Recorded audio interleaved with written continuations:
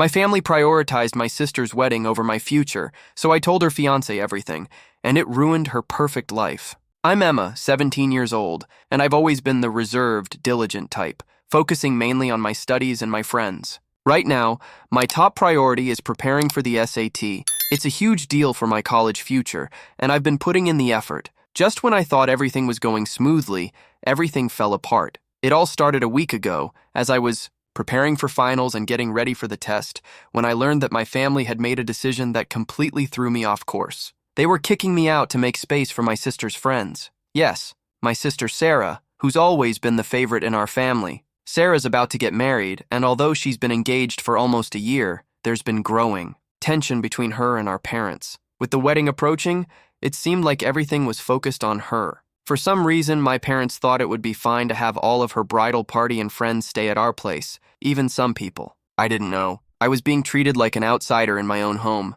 When I first found out, I tried to talk to them. I explained how crucial the SAT was and how it would mess up my ability to study if I had to leave home, especially since the place my mom wanted me to go, Aunt Karen's house, was out of town with no Wi-Fi. I suggested they could put them up in a hotel or let them stay in the living room, but they refused to consider it. Instead, they said, "Emma, it's just for a few days. You'll be fine." But I knew it wasn't about that. I wasn't stupid. I was a burden to them in the way. Sarah was the golden child. Always had been. Always would be. I begged them, trying to make sense of it. "Please, I can't study properly there. You know how important this is for my future." But my dad's response hurt deeply. "You're being unreasonable. The house is full, and you can go stay somewhere else." My mom added, "We're doing this for Sarah. You're old enough to handle this. If you don't leave, we'll put your stuff on the lawn. Take your pick." I was shocked, but the message was clear. I couldn't process it. How could my family do this to me? I was just supposed to leave and let my sister's friends take over the house while my future was at stake.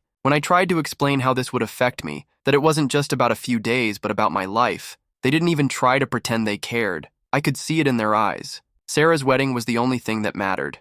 In the end, I had no choice but to pack my things.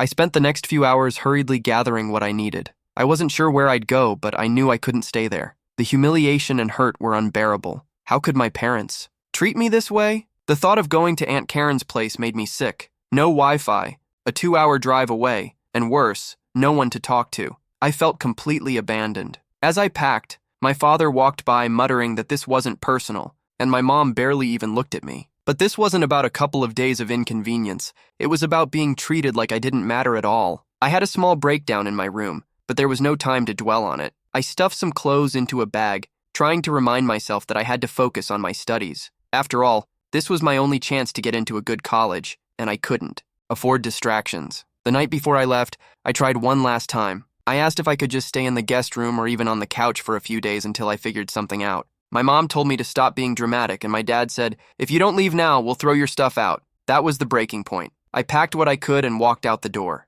There I was, 17 years old, standing outside my own house with a bag full of clothes and nowhere to go. I had no choice but to call my best friend Lily. We've been friends for years, and I knew Lily would let me stay at her place for a while, even though I hated the idea of burdening her. But I had no other choice. While I waited for her to pick me up, my thoughts were racing. I couldn't stop thinking about my parents' coldness, their hurtful words, and how easily they had let me go. I was supposed to be their daughter, their flesh and blood, yet all they saw was an inconvenience, someone who didn't fit into the life they were trying to create. The drive to Lily's felt like the longest journey I'd ever taken. The realization that I was truly alone hit me hard, and it was a horrible, surreal feeling. I knew Lily's parents were kind, but this wasn't their problem. They had their own lives to worry about. Still, I had no choice but to accept whatever help they could offer because I had nothing left. When I arrived at Lily's, I felt a sense of relief, but I was so overwhelmed by everything that had happened that I couldn't even find the words. We didn't talk much that night. She could tell something was off.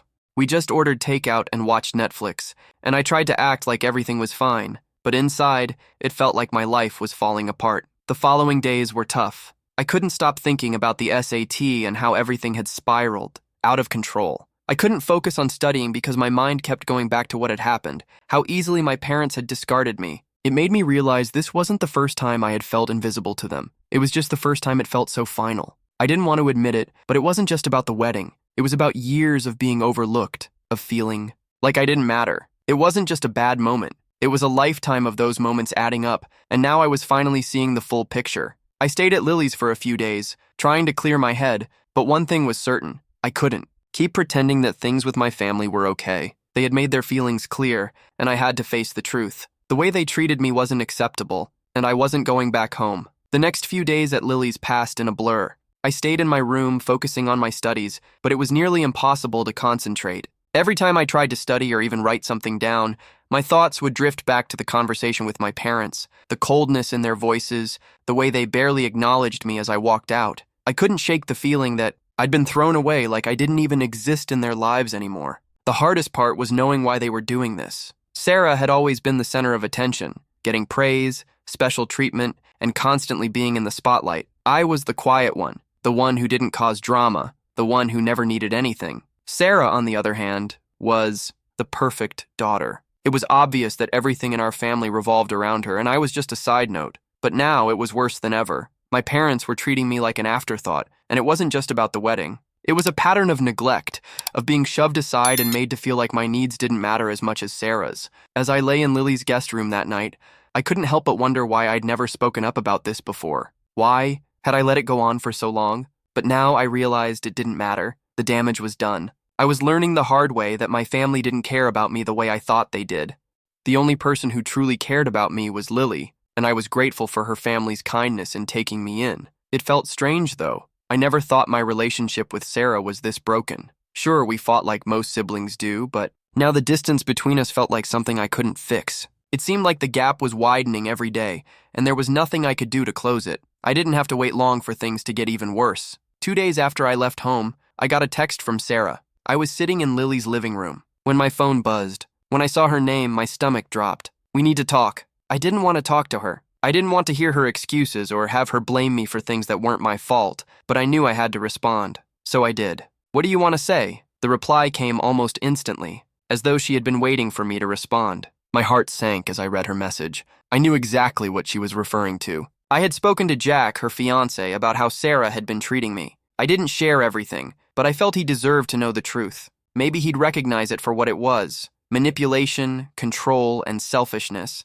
I had never been allowed to be myself around her, and when I finally found the courage to speak up, I had hoped Jack might stand by me. Instead, it had all backfired horribly. Sarah's wedding was in jeopardy, and I had played a role in causing it to fall apart. "Why did you have to get involved?" she texted again. "You've ruined everything for me. I hate you for this." The tears started welling up. I hadn't meant to destroy anything. I hadn't set out to ruin her life, but the way she treated me left me feeling like I had no choice. I remembered the night she'd turned everyone against me, making sure I was always the problem in every argument, always the one who was too quiet, too burdensome, too invisible. She had never cared about me, and now, with this message, it was clear that her wedding, her perfect wedding, mattered far more to her than I ever did. I sat there staring at my phone, my hands trembling. I didn't know how to respond. She was right in a way. I had been the one to expose everything. I was the one who told Jack about how she had treated me, how she always made me feel worthless, like a second-class member of our family. But I didn't feel guilty.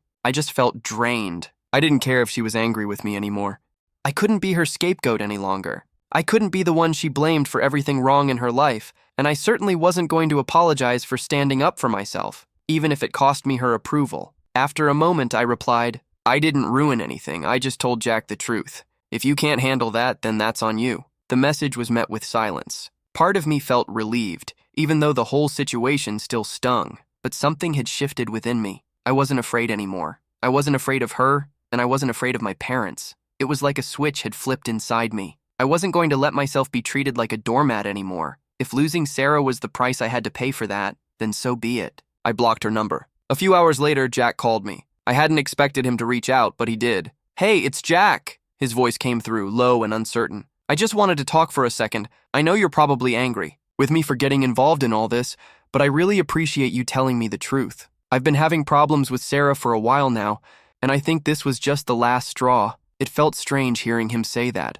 I didn't feel any better about the situation, but knowing Jack understood and wasn't blaming me made me feel less alone. "I'm sorry about everything that happened. It wasn't your fault," he continued. "Sarah and I are taking some time apart. She's not the person I thought she was. I just need some space." I didn't know what to say. I had known their relationship was complicated. On again, off again for years, but hearing Jack say it made it feel real. It wasn't just some family drama anymore. This was about two people whose entire relationship had been built on manipulation and control, and I was the one who had exposed it. I didn't respond to him, but I was grateful for the call. It was the first time in a long while that I felt like someone truly saw me, not as the annoying little sister, but as a person deserving of respect. The aftermath of everything left me feeling empty, but strangely relieved. I had spoken my truth, and even if it had shattered everything, at least it was out in the open. Sarah would likely hate me forever, and there was nothing I could do to change that. But deep down, I knew I wasn't to blame for the downfall of her relationship. She had built it on lies and manipulation.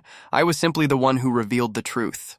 And now, for the first time in years, I started to wonder if maybe I was better off without all the chaos they brought into my life. It's been a few days since I left home, and I've had time to reflect on everything, or so I thought. When I first moved in with Lily, I tried distracting myself with studying and keeping to myself, but nothing could shake the heaviness in my chest. Every time I tried to focus on my schoolwork or open my textbooks, my thoughts would inevitably drift back to the same thing, my family. I kept asking myself how it had all gone so wrong. I thought maybe I was overreacting, but then I would remember how my parents treated me, how easily they told me to leave, and how they never once asked how I was doing after everything. I had lived under their roof my entire life, but it never felt less like home than it did now. The emotional toll hit harder than I expected. Then came the message that made everything worse, from my mom. She texted me late one night, and though I wasn't asleep, I didn't want to read it. But curiosity got the best of me. The message read, "You need to fix this with Jack. Call him and apologize for causing all this trouble. Your actions ruined everything. And now Melissa might never forgive you." The words felt like a punch to the stomach. I had been trying to avoid thinking about Melissa and Jack's situation, but now it was right in front of me. The reason I had left was because of their wedding, and now they were expecting me to fix it. I stared at my phone, rereading the message over and over. My mind screamed, "This isn't my fault." All I did was tell Jack the truth about what Melissa had said about me, how she had made it clear she didn't want me there and that I was just a nuisance. When Jack confronted her, she didn't apologize. Instead, she acted like she was blameless and put all the blame on me. It was typical of her, but it still hurt. What did my mom expect me to do? Call Jack and apologize for speaking up, for telling the truth? The more I thought about it, the angrier I became. I didn't owe anyone an apology. It wasn't my fault that Melissa had been controlling and manipulative. If anything, she owed me an apology for the way she had treated me my whole life. But I knew she'd never do that. She never had. The next morning, I sat down with Lily. I needed to talk to someone, and she had been my support through everything. She was the only one who understood what I was going through. I told her about the message from my mom, and how once again I felt like I was being blamed for everything that had gone wrong with Melissa's wedding. Lily looked at me and shook her head. "Are they serious? You're not the problem here. They've always treated you like this, haven't they? You've been pushed aside for years." I nodded, feeling the weight of her words. She was right. I had spent my whole life being overlooked, ignored, and undervalued by my own family. It wasn't just about the wedding. It was a lifetime of feeling like I wasn't enough. I had finally had enough. In that moment, I made a decision. I wasn't going to beg for forgiveness. I wasn't going to apologize for something I didn't do, and I wasn't going to go back to that toxic environment where I was nothing more than an afterthought. I couldn't do it anymore. Instead of apologizing, I chose to cut ties. I blocked my parents and Melissa from all my social media. I didn't need them anymore. They had repeatedly shown me that I wasn't a priority, so why keep allowing them to hurt me? The real challenge, however, was figuring out what to do next. I couldn't stay with Lily forever, no matter how kind she and her family had been. I needed a plan. That's when I thought of my grandparents. I hadn't spoken to my paternal grandparents in years, but every time I had seen them, they were always warm and supportive. I knew they would understand, and they were exactly the people I needed in this moment. So I reached out to them. I told them everything, the wedding, the way my family had treated me, how I felt like an outsider. I poured my heart out to them. My grandfather listened quietly, and my grandmother, always the emotional one, was in tears by the end. They both agreed that what had happened wasn't right, and they were determined to help me. My grandfather said he'd fly in to speak with my parents to ensure I was taken care of. They couldn't stand the thought of me being treated this way any longer. Hearing that was a huge relief. For the first time in a long time, I felt like someone truly cared. Someone actually wanted to help me and make sure I was okay. My grandparents didn't hesitate. They immediately started making plans to come see me, and that gave me a small but meaningful sense of hope for the first time in days. A few days later, they arrived. I was staying at Lily's house, but they insisted on meeting with me right away. They could see how difficult everything had been for me, and they reassured me that I could stay with them for as long as I needed. They were ready to help me get through this and, if necessary, even intervene legally. They also promised they would handle everything with my parents, including confronting them about how they had treated me. I didn't want to get caught up in any more drama, but knowing they had my back made all the difference. That night, as I sat down with my grandparents to discuss the next steps, I realized that maybe, just maybe, things were going to be okay. I wasn't alone anymore. For the first time in my life, I had people who cared about me, and that meant everything. I still wasn't sure what would happen with Melissa and Jack. I hadn't spoken to either of them since everything fell apart, and I didn't want to. Whatever happened between them was their business. I had enough on my plate without it becoming part of my life. What mattered now was that I was going to break free from the toxic mess I'd been stuck in. I was ready for a fresh start. No more feeling like a burden or like I didn't belong. It was time to move forward. After several days of thinking, I reached a decision. I had the urge to post everything on social media. I wanted to tell everyone about the way my family had treated me, how I'd been pushed out of my own home. I felt like people deserved to know, especially since I knew the story was bound to leak sooner or later, but despite the temptation, something held me back. I had a feeling that posting it online would only make things worse. It would drag me into more chaos, and I didn't want that. My grandparents had called several times to check on me. They could tell something was wrong, even though I hadn't shared all the details yet. For the first time in what felt like forever, someone in my family seemed to genuinely care. It was my grandfather, though, who finally gave me the push I needed to really think about what I wanted. He told me, "Emma, you don't owe them anything, but you owe yourself peace. Don't let your frustration lead you into decisions that could cause more pain later." His words stuck with me. He was right. I didn't need to make everything public to get validation or to justify my anger. I wasn't looking for sympathy from strangers or even from distant family members. What I truly needed was to feel safe and supported. So, I made a choice. Instead of posting, I would focus on what came next for me. I couldn't change how my family treated me, but I could control how I dealt with the aftermath. The first thing I did was open up to my grandparents. They'd been trying to reach me for a while, but I wasn't ready to discuss everything. It felt too raw and painful. But when I finally spoke to them, I felt an immense weight lift from my shoulders. I shared everything. How my parents had treated me, the constant feeling of being second to my sister Sarah, and how no matter what I did, I was never enough in their eyes. They listened quietly, and for the first time, no one in my family tried to justify the way my parents had treated me. My grandfather was particularly upset, repeating over and over, "This is not how family is supposed to treat you. No one should ever make you feel like that." My grandmother, who is usually more reserved, was furious. She was deeply hurt by my parents' actions and told me, "Emma, you should never have been put in that position. No one should make you feel unworthy of love or respect, and no one should treat you like you're an inconvenience." Hearing them say that, hearing them truly understand the pain I'd been carrying, made me realize just how much I'd been bottling up. It wasn't just the fact that I'd been kicked out, it was years of being ignored, belittled, and treated like I didn't matter. But in that moment, with my grandparents, I finally felt like I did matter. I wasn't just an afterthought. They promised to visit me as soon as they could, and it was clear they were doing everything they could to make sure I was taken care of. They didn't try to pretend everything would be perfect right away, but they made it clear they would stand by me no matter what. That meant everything to me. When they told me they were planning to fly out to see me, I felt a deep sense of relief wash over me. It wasn't just about them physically being there. It was about the effort they were putting in to show me I wasn't alone. For the first time in my life, I felt like someone was truly in my corner. I couldn't remember the last time I had felt that way. I stayed with Lily for a few more days while I waited for my grandparents to arrive. Every day felt like a blur. I couldn't concentrate on my studies or think clearly. I was still reeling from everything that had happened with my parents and unsure of what to do next. But at least I knew now that I had people who cared about me. When my grandparents finally arrived, they were exactly what I needed.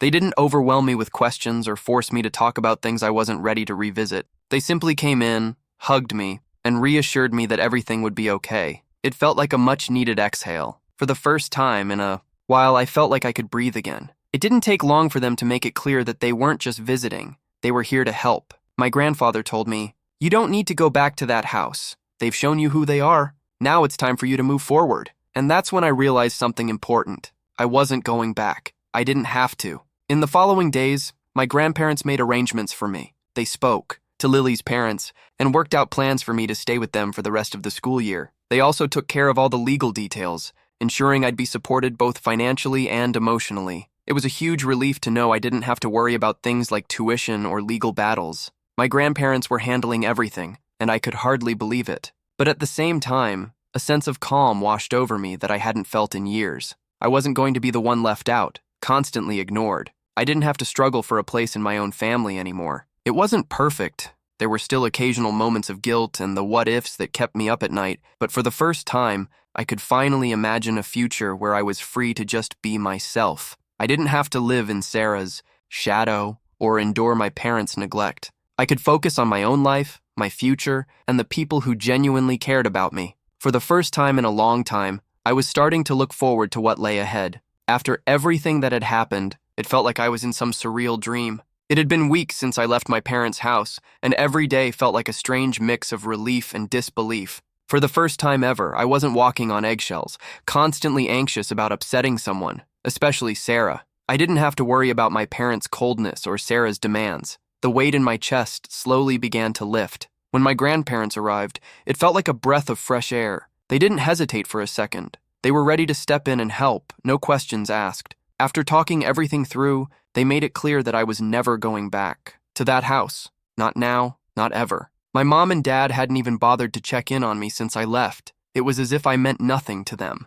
But my grandparents made sure I knew that I mattered, that I was loved. That was something I had never truly felt from my parents. We had a long conversation with Lily's parents, who were amazing. They were more than happy to let me stay with them until graduation. It felt strange, but in a good way. For the first time, I wasn't an inconvenience. They genuinely cared about me. Lily's parents were thrilled to have me stay, even after everything that had happened. They insisted on treating me like family, offering me a sense of stability and warmth I hadn't realized I'd been craving. This wasn't just a temporary arrangement. It felt permanent, like I had finally found a place where I truly belonged. For the first time, I didn't feel like an outsider.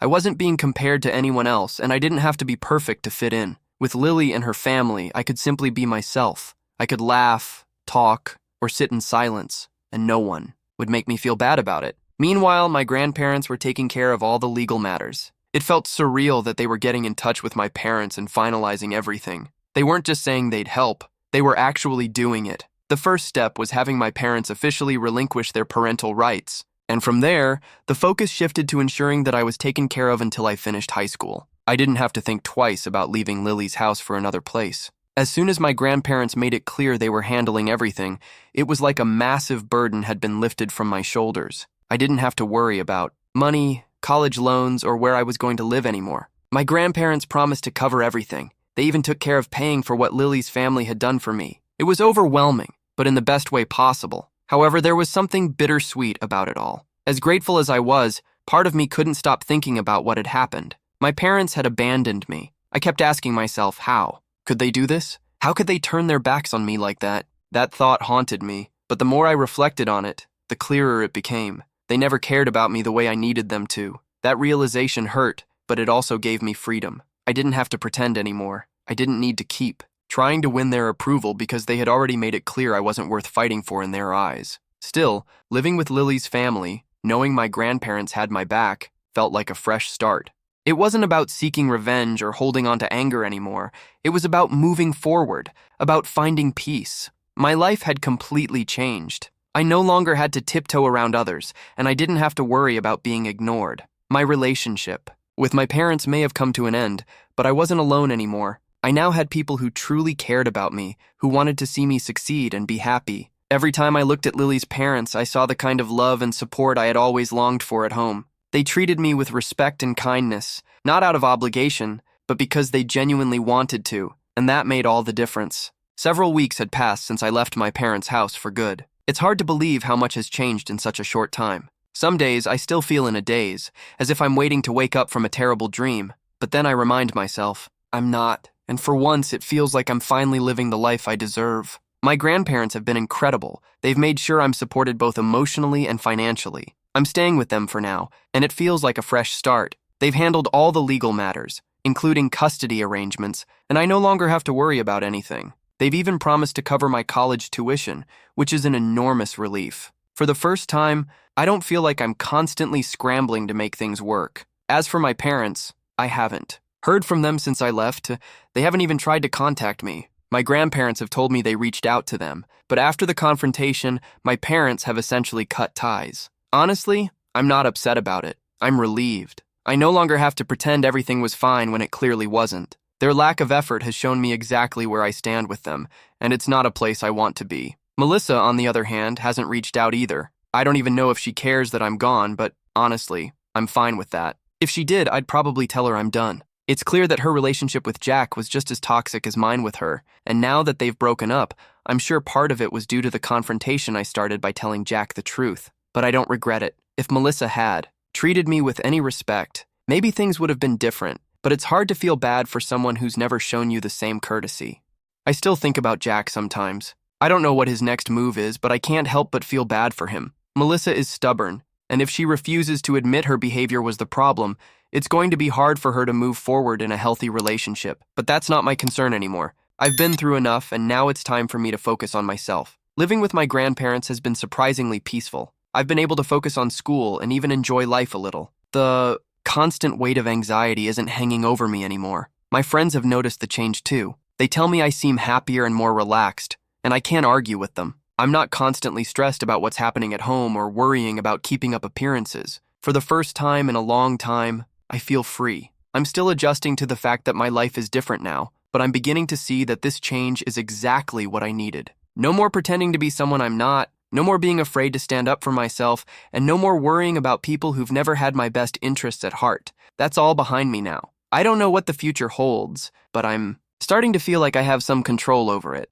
I'm going to graduate high school soon, and then I'll head to college. My grandparents are excited for me, and they've promised to be there for every step of the journey. It's comforting to know that I'm not alone in this anymore. I've learned a lot from everything that's happened. I've learned that sometimes you need to let go of toxic people, even if they're family. I've learned that I'm worth more than the way I've been treated. And most importantly, I've learned that it's okay to put myself first. So that's where I am now. I'm finally living life on my terms, no longer afraid of what others might think. The past is behind me, and the future is wide open. And for the first time, I'm excited to see what comes next.